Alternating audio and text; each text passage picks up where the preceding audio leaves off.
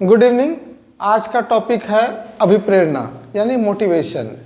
ये सीटेट के लिए एक बहुत ही इम्पोर्टेंट टॉपिक है, साथ ही साथ हमारे दैनिक जीवन में भी ये बहुत मायने रखता है। तो सबसे पहले जानते हैं कि अभिप्रेरणा होता क्या है। अभिप्रेरणा यानी किसी को प्रेरित करना, किसी के जो गोल ओरिएंटेड लक्ष्य होता है उसको हम सक्रिय करते हैं, उसको हम उत्तेजित करते हैं, इसे ही हम कहते हैं प्रेरणा।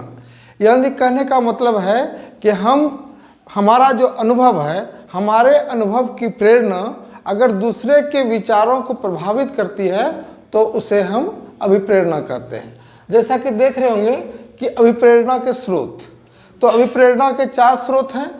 पहला है आवश्यकता, दूसरा है चालक, तीसरा है उद्दीपन, चौथा है प्रेरक। ठीक है। अब है कि अभिप्रेरणा भी 2 प्रकार का होता है। एक होता है जन्मजात अभिप्रेरणा और एक होता है अर्जित अभिप्रेरणा। जन्मजात अभिप्रेरणा ऐसा जो कि कोई बाहरी प्रेरित नहीं करता है। जैसे हमें भूख लगती है तो भूख लगती है तो क्या बोलता है, दूसरा हमें कोई बोलता है कि तुम्हें भूख लगी है तब हम महसूस करते हैं? नहीं, ऐसा बिल्कुल नहीं होता है। उसी तरह प्यास, नींद, इसे कहते हैं जन्मजात प्रेरणा। इसमें कोई बाहरी हस्तक्षेप नहीं होता, यह स्वतः। दूसरा है अर्जित अभिप्रेरणा। अर्जित यानी एक्विजिशन। अर्जित और अधिगम में थोड़ा सा अंतर है।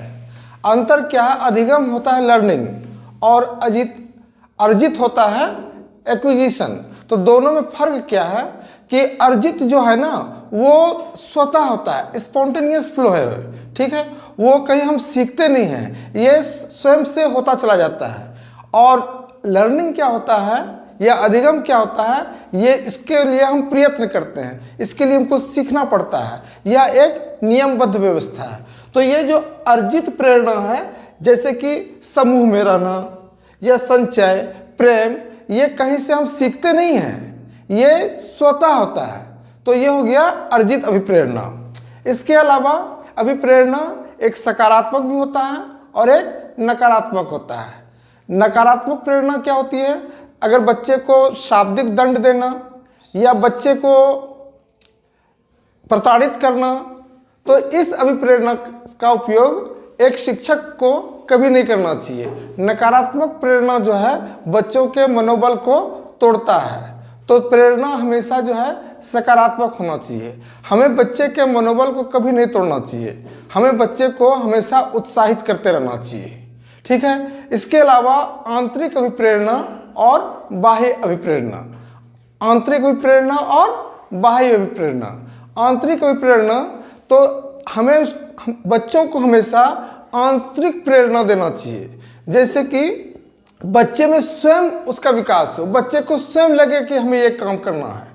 बच्चे को जब स्वयं लग जाएगा कि हमें ये काम करना है तो वह स्वतः कर लेगा। तो इसके लिए जैसे तुम कर सकते हो, तुम बहुत अच्छा कर रहे हो, तुम इसे और कर लोगे, तुम इसे बहुत बखूबी कर लोगे, इस तरह का जब हम सेंटेंस बोलते हैं तो वो होता है हमारा आंतरिक अभिप्रेरणा।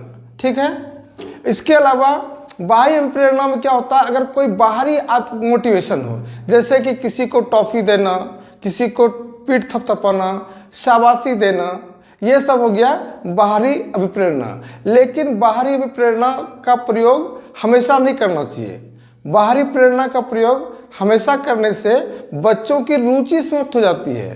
वो सिर्फ पुरस्कार के लिए या गुड लेने के लिए या स्माइल लेने के लिए पढ़ने लगता है। तो इससे क्या होता है, बच्चों की अपनी रुचि जो है वो खत्म हो जाती है और बच्चा सिर्फ क्या होता है, पुरस्कार के लिए पढ़ने लगता है। इसीलिए बच्चे को हम जब भी मोटिवेट करें तो वो इंटरनली मोटिवेट करें बच्चे। अगर एक बार बच्चा इंटरनली मोटिवेटेड हो जाता है तो वो स्वयं ही सब कुछ सीख लेगा, उसको फिर सिखाने की आवश्यकता नहीं है।